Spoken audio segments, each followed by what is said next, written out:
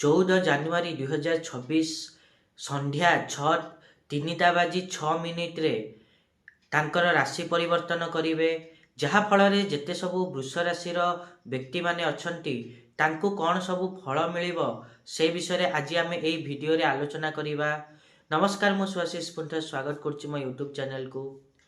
ଆଜି ଆମେ ଜାଣିବା କି ସୂର୍ଯ୍ୟଙ୍କର ଯେଉଁ ରାଶି ପରିବର୍ତ୍ତନ ଘଟିବ ତା ଦ୍ୱାରା ବୃଷ ରାଶିର ବ୍ୟକ୍ତିମାନଙ୍କୁ କ'ଣ ସବୁ ଶୁଭ ଫଳ ମିଳିବ ସେ ବିଷୟ ତ ଡିଟେଲ୍ସରେ ଜାଣିବା। ତା ପୂର୍ବରୁ ସବୁବେଳେ ଗୋଟେ ରିକ୍ୱେଷ୍ଟ କରିବାକୁ ଚାହିଁବେ କି ଯେଉଁମାନେ ବି ଏଯାଏଁ ଚ୍ୟାନେଲକୁ ସବସ୍କ୍ରାଇବ୍ କରିନାହାନ୍ତି ସବସ୍କ୍ରାଇବ୍ କରନ୍ତୁ, ଆଉ ପାଖରେ ଥିବା ବେଲ୍ ଆଇକନ୍କୁ ମଧ୍ୟ ପ୍ରେସ୍ କରନ୍ତୁ, ଯାହାଦ୍ୱାରା କି ମୁଁ ଆଗକୁ ଯାହା ବି କିଛି ଭିଡ଼ିଓ ଦେବି ତା ନୋଟିଫିକେସନ୍ ଆପଣମାନଙ୍କୁ ଠିକ୍ ସମୟରେ ମିଳିଯିବ। ଏବଂ ତା ସହିତ ଭିଡ଼ିଓ ତଳେ ହାଇପ୍ ବୋଲି ଗୋଟେ ଅପସନ୍ ଅଛି, ହାଇପ୍ ମଧ୍ୟ ଦେଇପାରିବେ। ତା ସହିତ ଚ୍ୟାନେଲରେ ଜଏନ୍ ହେଇକି କିଛି ବେନିଫିଟ୍ ମଧ୍ୟ ପାଇପାରିବେ। ଯଦି ଆମେ ବୃଷ ରାଶି କଥା କହିବା ତାହେଲେ ବୃଷ ରାଶିର ବ୍ୟକ୍ତିମାନଙ୍କ ପାଇଁ ସୂର୍ଯ୍ୟ ଚତୁର୍ଥ ଭାବର ଅଧିପତି ହୋଇ ଭାଗ୍ୟ ଭାବରେ ଅର୍ଥାତ୍ ନବମ ଭାବରେ ଗୋଚର କରିବେ, ଯାହାଦ୍ୱାରା କି ଆପଣମାନେ ଦେଖିବେ କି ଆପଣମାନଙ୍କ ସୁଖରେ କିଛି କମି ହେଇପାରେ। ଏହି ସମୟରେ ଆପଣମାନେ ଯଦି କୌଣସି ସମ୍ପତ୍ତି କିଣିବାକୁ କିମ୍ବା ବିକିବାକୁ ଚାହୁଁଛନ୍ତି ତେବେ ଏହି ସମୟ ଉଚିତ ନୁହଁ। ତା ସହିତ ଏହି ସମୟରେ ଆପଣମାନଙ୍କର ମାତା ପିତାଙ୍କ ସହିତ କିଛି ମତଭେଦ ହେଇପାରେ।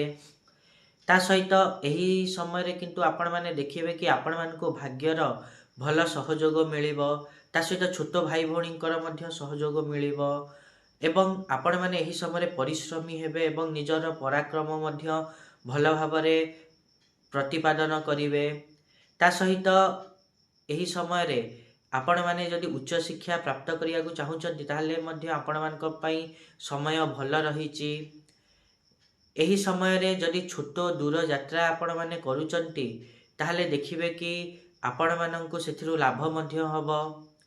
ଏ ତ ଥିଲା ଯେତେ ସବୁ ବୃଷ ରାଶିର ବ୍ୟକ୍ତିମାନେ ଅଛନ୍ତି ତାଙ୍କ ପାଇଁ ସୂର୍ଯ୍ୟଙ୍କ ରାଶି ପରିବର୍ତ୍ତନ କିଭଳି ଫଳ ଦେବ।